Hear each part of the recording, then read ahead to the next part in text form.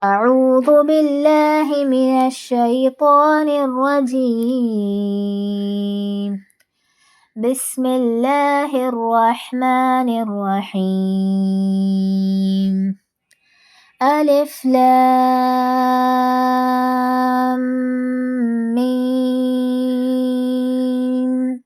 ذلك الكتاب لا ريب فيه هدى للمتقين الذين يؤمنون بالغيب ويقيمون الصلاة ومما رزقناهم ينفقون والذين يؤمنون بما أنزل إليك وما أنزل من قبلك وبالآخرة هم يوقنون أولئك على هدى من ربهم وأولئك هم المفلحون إن الذين كفروا سواء عليهم أأنذرتهم أم لم تنذرهم لا يؤمنون ختم الله على قلوبهم وعلى سمعهم وعلى أبصارهم غشاوة ولهم عذاب عظيم. Assalamu alaikum wa rahmatullahi wa barakatuh. This is Munibah Khan and you're watching Duroos-Ul-Qur'an. Lesson 3, Surah Al-Baqarah, Ruku 1, Volume 1. Success is based on Iman and action.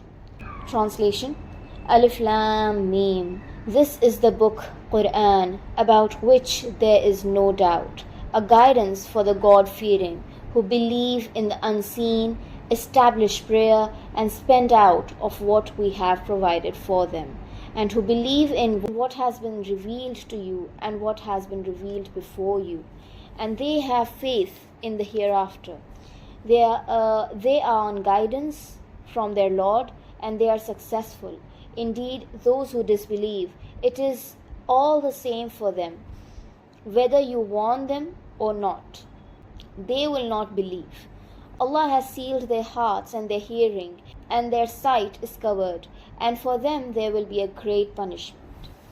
Al-Baqarah is the largest surah of the Quran.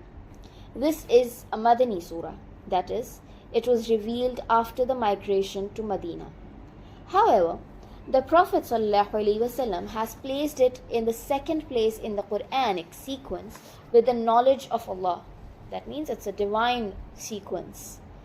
It is because the first addresses of the Quran were initially infidels and polytheists. Still, after the completion of the Quran, its first addresses are Muslims. In this surah, the character of the Bani Israel is described in detail, and they were in reality perverted Muslims. Before the followers of Muhammad ﷺ, the responsibility of bearing witness to the truth in the world exalted the kalimah of Allah, enjoining the good and forbidding the evil, establishing the religion and calling others to the path of the Lord, and inviting and preaching Islam were on the Bani Israel. But due to their negative character, this position was snatched away from them and handed over to the Muslim Ummah. Therefore, Allah has to present their character before the Muslim Ummah. Because of their negative character, the Bani Israel were deprived of this position. So the Muslim Ummah is being warned in advance to stay away from such rights and keep trying to pay proper rights for this position. Otherwise, they will not be spared. Surah Al-Baqarah is just a symbolic name like the other surahs of the Quran.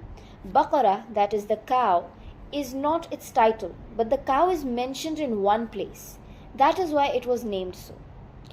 Alif Lam Mim. These are the similar letters found at the beginning of different surahs and are called huruf-e-muqatta'at. They are actually a way of drawing attention to the Quran and its dawah and message. Just as we count 1, 2, 3 to get ready for some work, the same way the attention is drawn with these letters. Okay. They are also meant to test people. If the person is not sincere, he or she will stop at the first stage thinking about what type of words and letters they are, whose meaning and significance are not understood. But a person with sincerity and the urge to search for truth will study with patience and be guided. These letters also refer to the miraculous nature and status of the Quran. See the article in Urdu, Huruf-e-Muqatta'at, for details, inshallah. The Quran is introduced in the opening verses of Surah Al-Baqarah.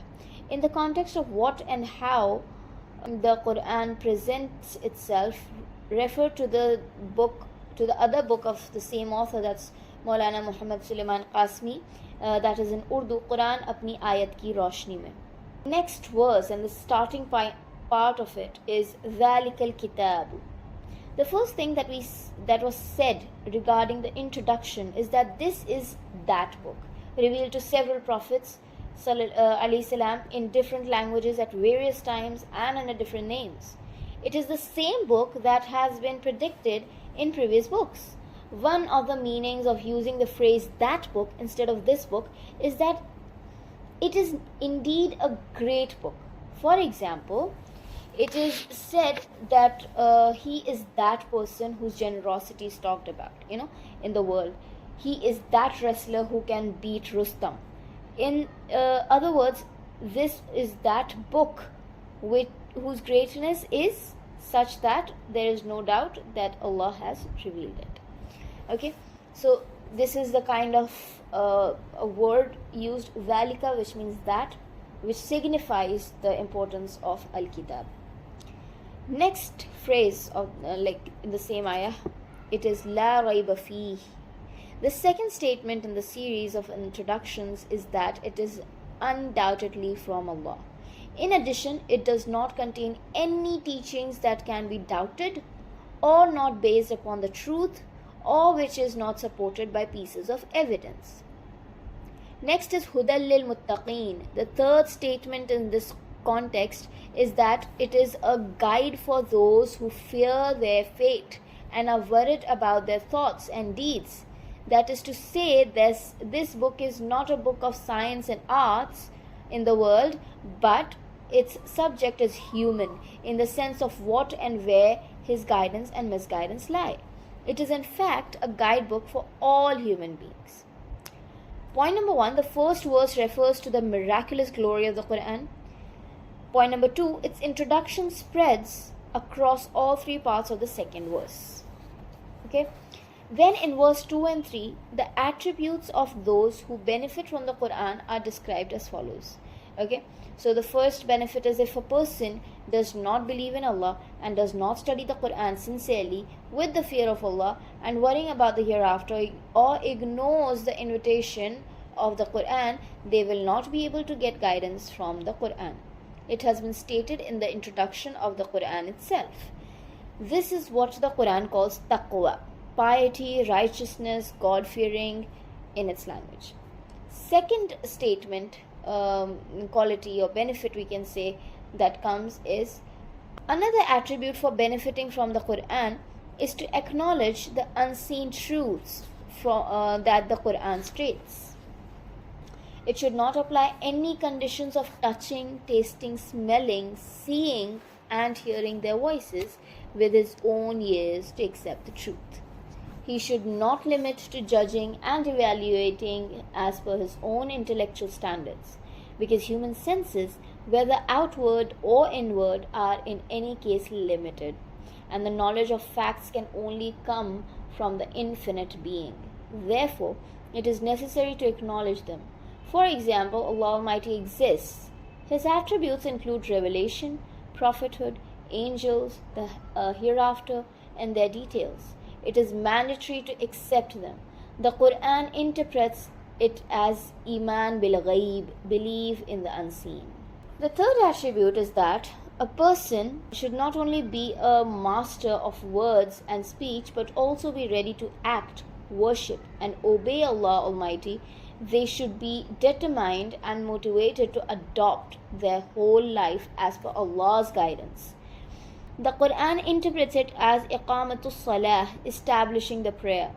If the right to establish prayers is fulfilled, a person's entire life will be turned into devotion and worship. The fourth attribute is that the person should not be greedy and stingy. Rather, they should be ready to spend as per the will of Allah for His religion and the rights of His slaves. And the frugal and money-minded person is not even beneficial to the world. He is selfish, so how can he be helpful to the religion of Allah and the truth? Spending in the way of Allah is a sign of sincerity. Fifth one is the individual should be ready to follow all the instructions of Allah Almighty. It's not that whatever they like, they accept and ignore the rest. It is mandatory to accept all the teachings. It is also necessary to be free from any sectarian, national, patriotic, human or any sort of prejudices and acknowledge the guidance of Allah from the first Prophet ﷺ to the last Prophet ﷺ. The sixth one is, the last point, is to recognize the hereafter. Although the unseen reality includes the hereafter and its details, it is mentioned separately because the hereafter is so vital that without faith in it, belief in Allah, angels, messengers, and books, and all faiths become useless. Simply put, a person cannot fulfill the requirements of faith in any of them without the faith in hereafter. Inshallah, with this we end today's session, and inshallah we'll continue in the next session with the same chapter. Jazakallah khair. Wassalamu alaikum wa rahmatullahi wa barakatuh.